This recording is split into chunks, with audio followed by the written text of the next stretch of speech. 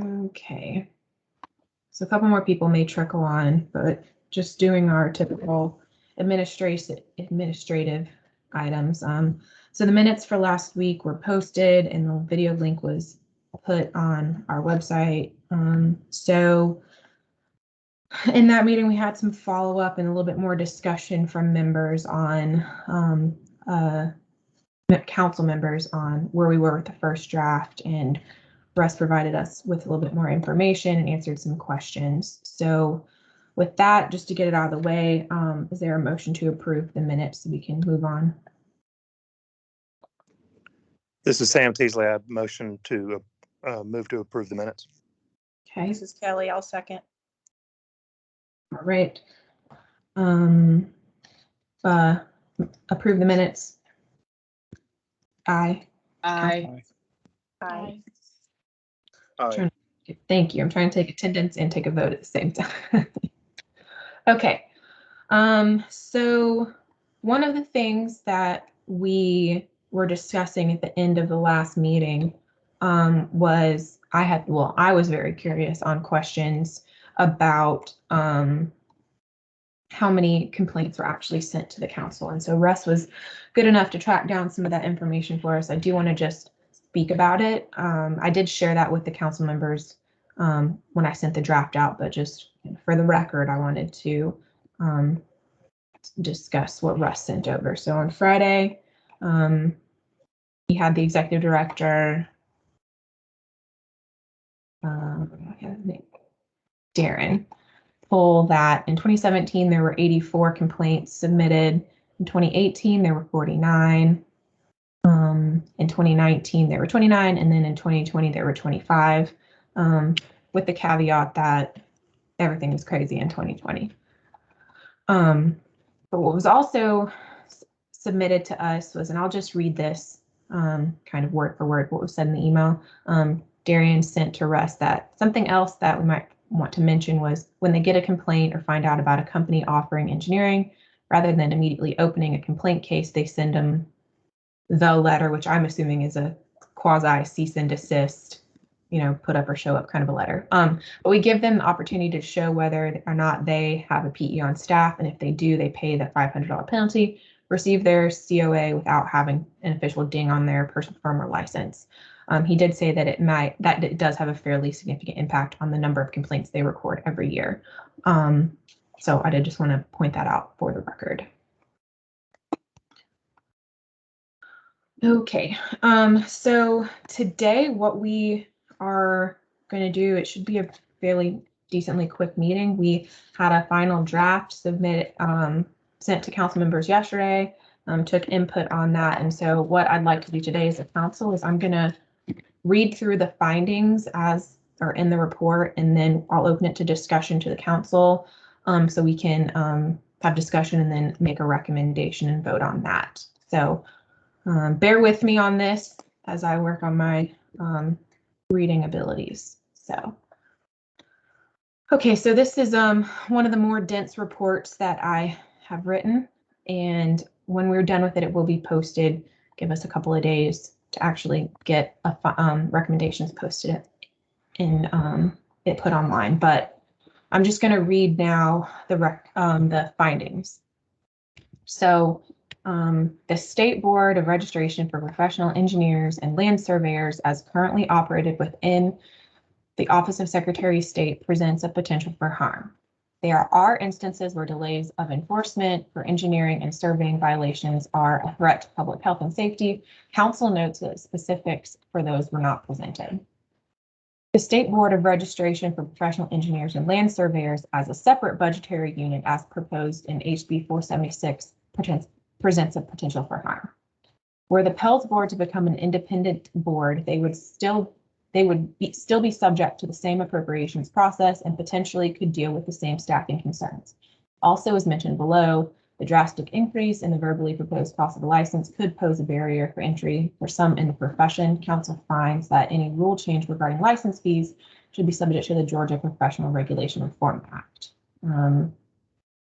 Sidebar note, locally is the Act of Supervision.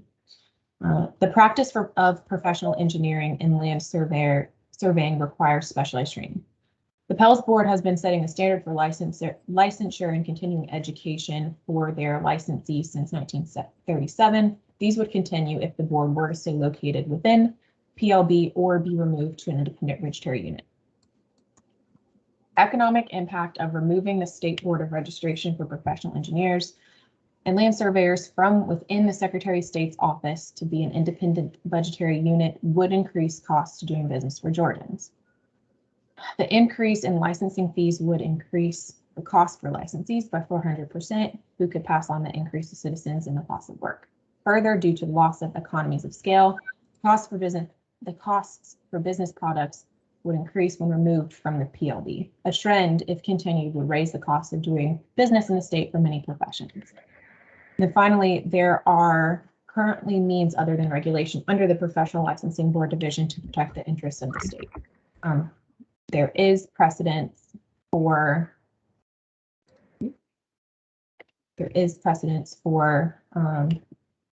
professions to establish independent boards,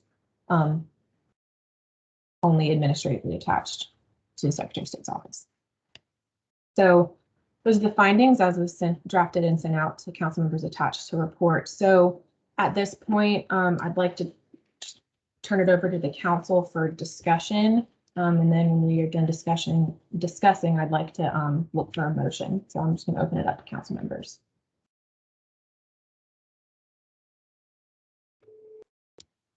This is Kelly. I'll start. I think I just have some concern. The more disparate we become, the more disparate we become. And right now, with the lack of staffing everywhere, I was on a call today where 40% of the state's HR personnel have left their jobs. So I'm also over 2 shared services for the state, payroll and accounts payable. And I can see where we gain efficiencies, both budgetarily and in operational efficiency when it's done right. So that's kind of what I want to talk about. I'm concerned about creating more disparity, and not just you guys, but additional groups also wanting to get away from Secretary of State. And then we have multiple units that we're managing, multiple disparate technical systems to manage that, different staffing that need training. It just becomes a budget impact at that point. But I do want the council to recommend that there be more fiscal and human resources put to help with their challenges, because I heard them. And, I also read the report. It's concerning to me because I was for a very short time over the Georgia Soil and Water Conservation Commission. And without those engineers doing the right thing, our dams are in trouble. So I want y'all to know that I've heard you, but I'm hoping that there is a middle ground somewhere where you can stay within Secretary of State, but the legislature also pays attention to possibly getting funding specific to your needs so that y'all don't have that backlog, so your complaints are taken care of. And I know that's easier said than done, but that's just something I want to discuss a little bit.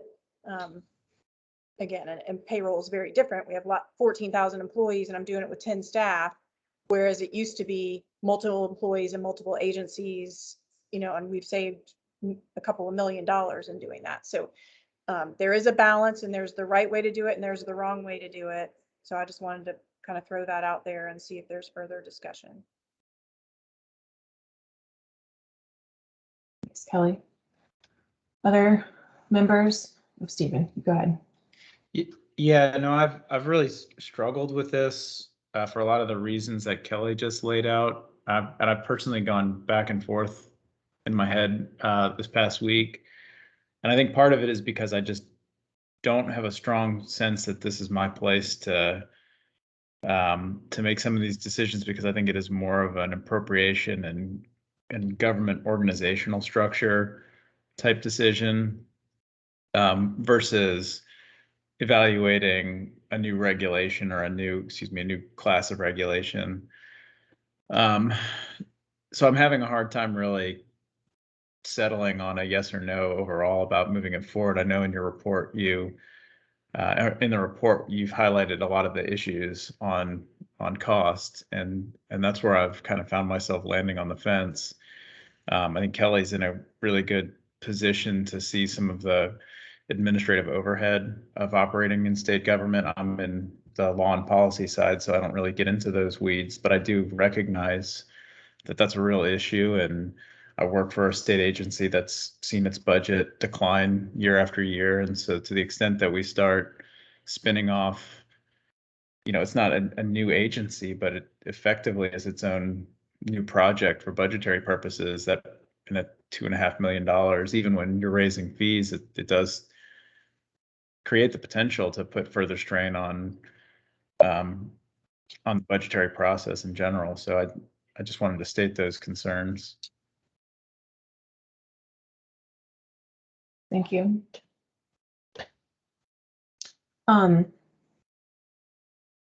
Anyone else want to speak on this? Or have comments, Kate? Yes. So yeah, and I want to echo what everyone's already said. And I guess where I have come down on this is I think we're thinking about the bigger picture and future boards wanting to spin off. And to me, I guess in my assessment, I've come down and determined that if the legislature wants to move in that direction, that's the way the legislature wants to move, that, they're making that determination that we want to go forward with spinning things off out of the Secretary of State and onto their own independent boards. And I just don't know, I guess, if we are supposed to look kind of more with blinders on at this individual case, or think more broadly about the consequences down the road that are, could be not so great. And I guess I'm leaning towards letting it go through GORC and have the legislature make that determination as to how they want things to work with the Secretary of State and boards.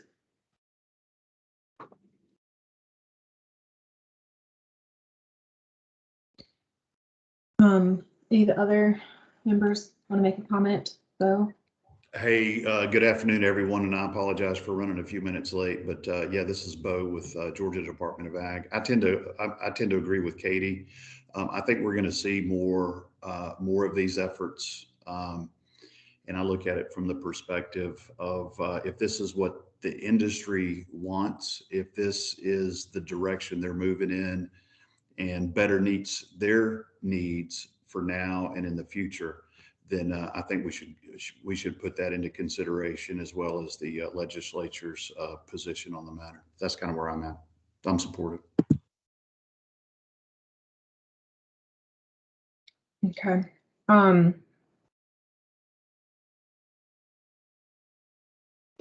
Anyone else, any other council members want to speak before I do? Hey, Megan? Hannah, this is Megan. I agree with everything Kelly was saying.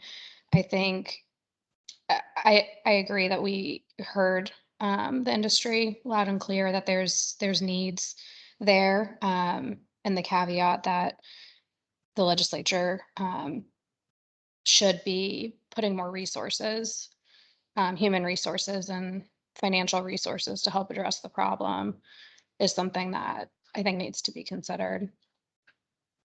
Yeah. Thank you. Anna, if I can just kind of Yeah. follow up, now I'm also thinking about GSBA is attached to SAO, and I think not the same by any means, but they have their own board. Their budget has continued to go up. There was a lot more, I think, than what they expected up front. So, and I don't know how much research y'all have really done on the administrative side and what that's going to mean for you and the security, the data security, all those pieces and parts, but it does end up costing more than you think up front. And I think that's kind of where I'm headed, is you can always ask again and get more research and get all the support that you need. I just don't know right now with things happening if this is the right time. You know, it's hard to pull back, but you can always move forward. So I just wanted to point that out, that GSBA is working, but they have had budget issues and challenges, and you likely won't get the money that you anticipate to be supported. And I know y'all are going to raise fees, which they have as well, but just because you earn the fee doesn't mean it gets put back into your budget. So just those are things you're always going to be challenged in getting those funds back into your individual pot. If that makes sense.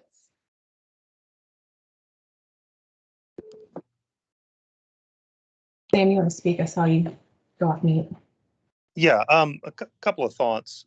One is, while it's absolutely true that the legislature has the prerogative to do what it wants to do, but that's what GORC is tasked. But what GORC is tasked with is making recommendations to the legislature.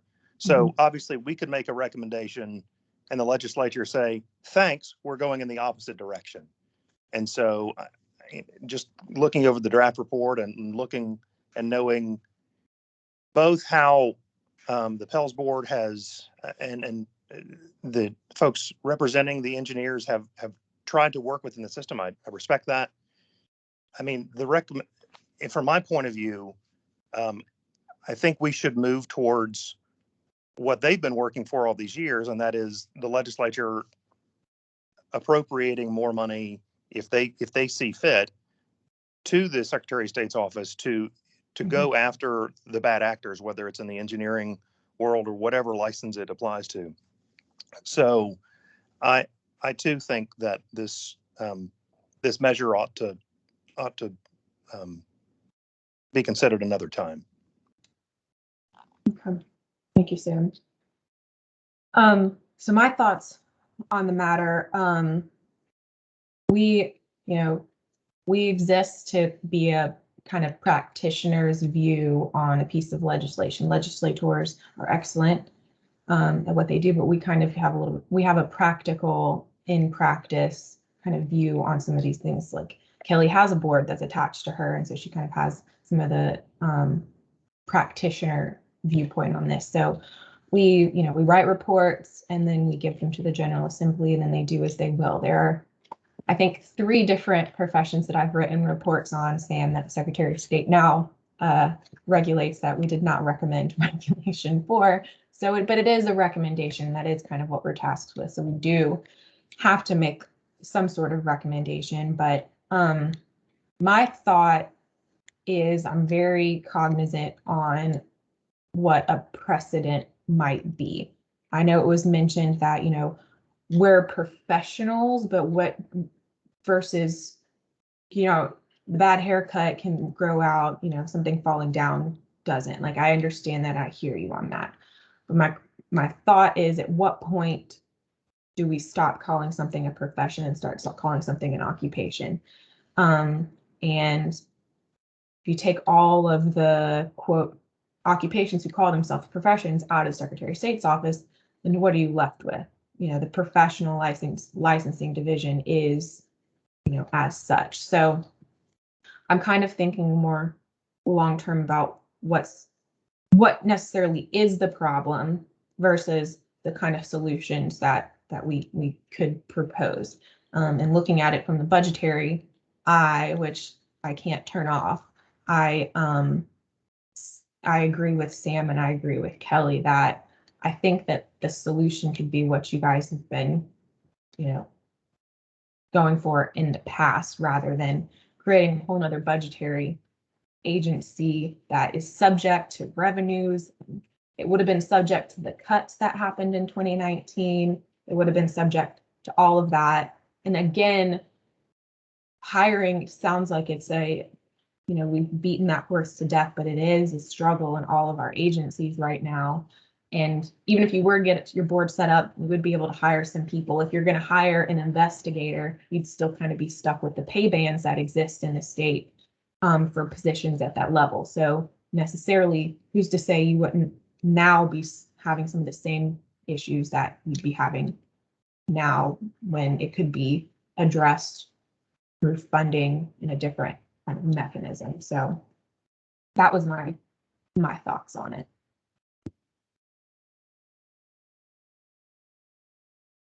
Any other council members want to speak? Is Jan okay? Because her lights just went out. I know, I was Ashley's lights went out. I hope she's Oh, okay. I saw that too. Did it time out? Did you not move enough that they went out? That's exactly what just happened, so. Okay, I was like, okay. So council members, any other thoughts before I look for a motion?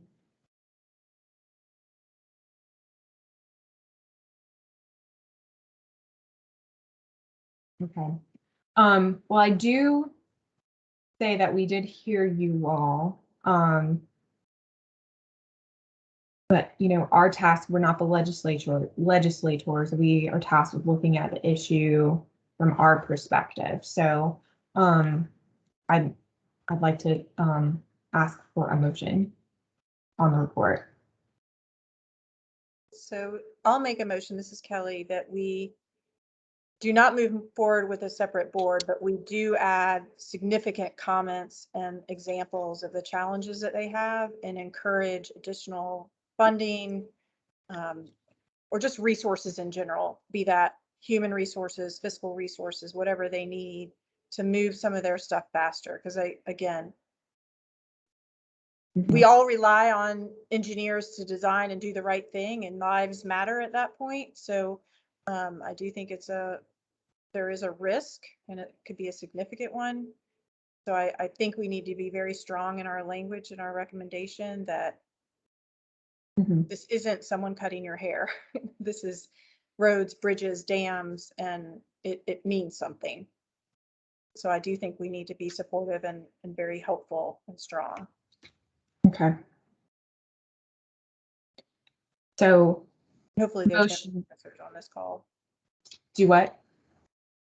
Hopefully there's no hairdressers on this call that are offended.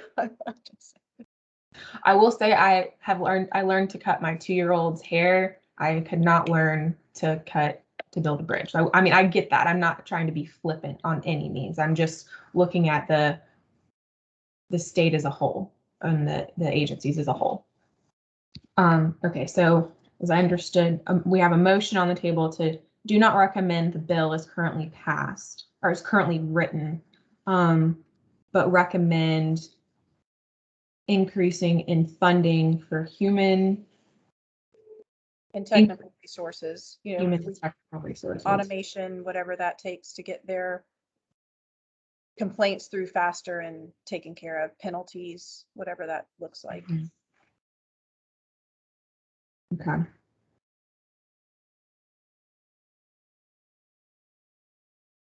Okay. Is there a second on that motion? Sam, did you going to say something? I'll second that. Okay. Okay, so the motion on the table is to do not recommend the bill pass as currently written, rather strongly recommend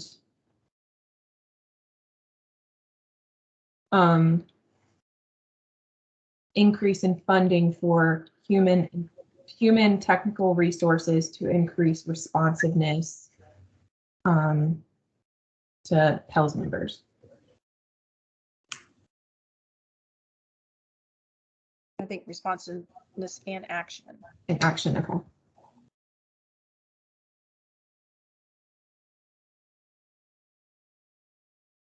Okay, so we have a second for that. I'll read it again. So the motion is do not recommend bill pass as currently written, rather strongly recommend funding increases for human and technical resources to increase responsiveness in action to PELS members.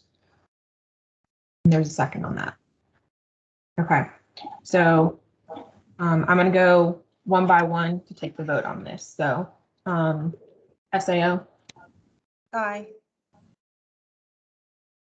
DNR. No. SOS. Yes. DPH, Yes.